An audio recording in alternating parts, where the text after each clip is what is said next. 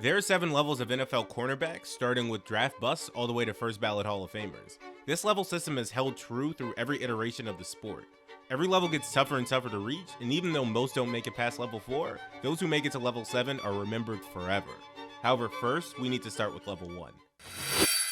For level 1, we're simply going to skip anyone taken after the 3rd round, since that wouldn't be fair. Most never really get an opportunity to showcase what they can actually do on the field.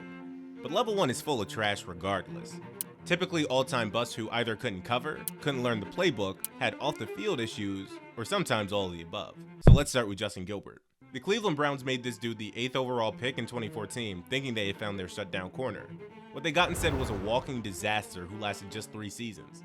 In 35 career games, Gilbert managed only 1 interception and 9 pass deflections. Pathetic production for a top 10 pick. Let's not forget about DeAndre Baker. The Giants took him 30th overall in 2019, and he immediately became a liability. The Giants traded him to Kansas City, where he barely saw the field before completely washing out, with some odd off-the-field activities mixed in between. Damon Arnett might be the worst of them all. The Raiders took him 19th overall in 2020, and this dude was so bad that Las Vegas cut him after just 13 games. Off-field issues made everything worse, and the Raiders couldn't get rid of him fast enough. Level 2 is where we find guys who can actually contribute. The reliable backups who know their role and execute it without completely falling apart. Level 2 cornerbacks are best suited for being that reliable 3rd option who can exploit favorable matchups when defenses focus on your top 2 guys. Any sort of team trying to make an actual playoff push needs one of these guys on their roster. Unlike level 1, these guys can actually cover people. They may not be the best, and they probably honestly aren't, but you might still get some solid stats out of them after the entire year. Take Eric Stokes. He was a 1st round overall pick by Green Bay in 2021, putting up 14 pass deflections and an interception in his rookie year. Solid production for a young corner, but he needs the right situation in order to succeed. Then you have Brandon Stevens, who's bounced around from Baltimore to the Jets. He had an amazing 2023 season, and then really bad in 2024. Eli Apple is another classic level 2 guy.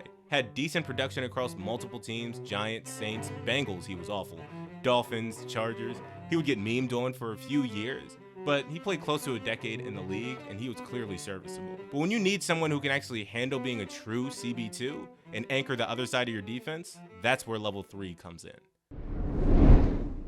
Here we'll be talking about some really good cornerbacks. Some of them may even be your favorite players on the team. What separates them from the backups is that these guys are a little bit more reliable, even though they're probably not the CB1 on the team. Carlton Davis was the perfect complement to elite corner throughout his career, putting up solid numbers in Tampa Bay, Detroit, and now in New England. DJ Reed has been bouncing around the league from San Francisco to Seattle to the Jets and now in Detroit, recording 6 interceptions and 51 pass deflections across 8 seasons. Greg Newsome II has been Cleveland's steady presence in the secondary, helping the Browns reach a peak that would be unlikely without him. You have guys from back in the day like AJ Bouye, JC Jackson, Jonathan Joseph, and Larry Brown from the Cowboys. They all have the ability to potentially be cornerback 1s. Some maybe even have played the role of CB1, but mostly they're remembered as CB2s. When you need someone who can legitimately be the focal point of your secondary and handle elite receivers one-on-one, that's where level 4 comes in. CB1s, we all know exactly who they are. Derek Stingley is the perfect example of this level ceiling. When he's on, he's absolutely dominant. That 2024 season with 5 interceptions, 18 pass deflections, and all-pro honors made him look like a future superstar. But he's also had some inconsistencies, mostly due to health, along the way. Marcus Peters might have been the most explosive corner at this level. 3 Pro Bowls, 2 All-Pro selections, and a Defensive Rookie of the Year award in 2015. His 2015 season was absolutely incredible, with 8 interceptions and 26 pass deflections. His 2019 campaign was special as well, the first year with Baltimore, 5 interceptions including 3 for touchdowns. Darius Slay represents the veteran presence of this level 4 corners. 6 Pro Bowls, 1 All-Pro selection, and has been a reliable CB1 across Detroit, Philadelphia, and now that he's in Pittsburgh. Antonio Cromartie had the physical tools and ball skills that made him special. 4 Pro Bowls, 1 All-Pro, and that legendary 2007 season with 10 interceptions. But injuries and inconsistency kept him from reaching that next level that could have been made in level 5.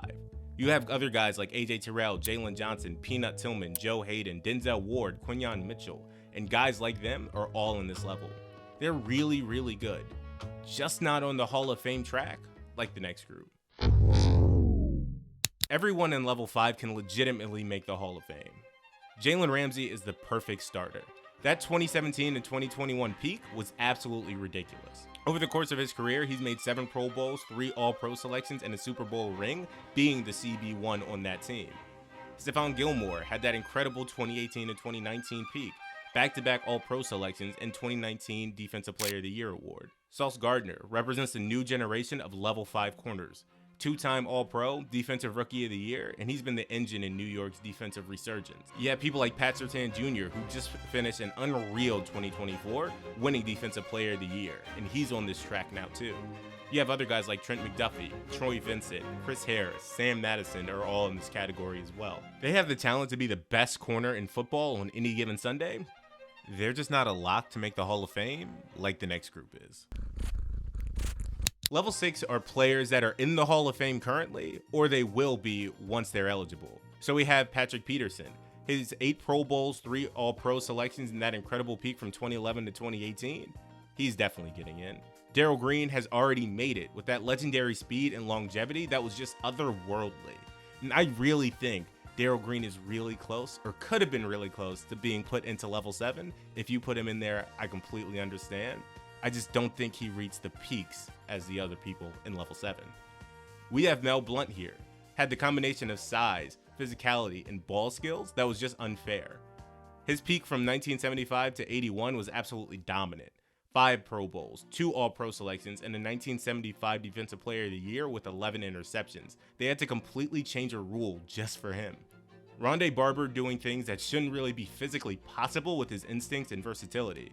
Richard Sherman, probably the most dominant corner of the 2010s. His first 5 seasons were historically great. 5 Pro Bowls, 3 All-Pro selections, and that 2013 championship with Seattle. He has the moments, he has the clutch gene, and he definitely has the talking ability to make it into the Hall of Fame. You have Aeneas Williams and Ty Law also in this group, and these guys are going to make the Hall of Fame if they're not in already. But here's what's interesting about level 6. All of these cornerbacks are all-time greats. They're just not the greatest cornerbacks of all time, and that's what's in level 7. Level 7 is the best of the best. Master cornerbacks who are extremely rare and come by once, maybe, in a generation. And we have 6 here. We have Deion Sanders, Champ Bailey, Darrelle Revis, Charles and Rod Woodson, and Night Train Lane. Prime time, I don't really think I need to say much about him. 53 career interceptions, 22 touchdowns, and a legendary career that spanned 2 decades across 5 teams.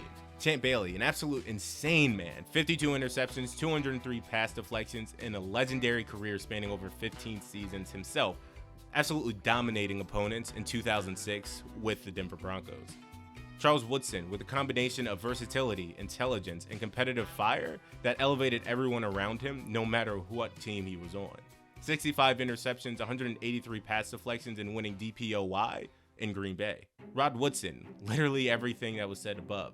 He had the speed, he had the size, he had the hands, and the football IQ. Darrelle Revis' peak may be the best peak we've ever seen.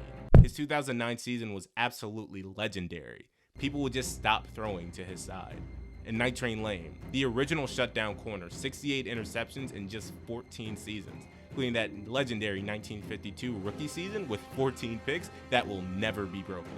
These cornerbacks' games are timeless. Coaches still show the tape from all of these cornerbacks going all the way back to the 50s with Night Train Lane. They are the best. And so there you have it.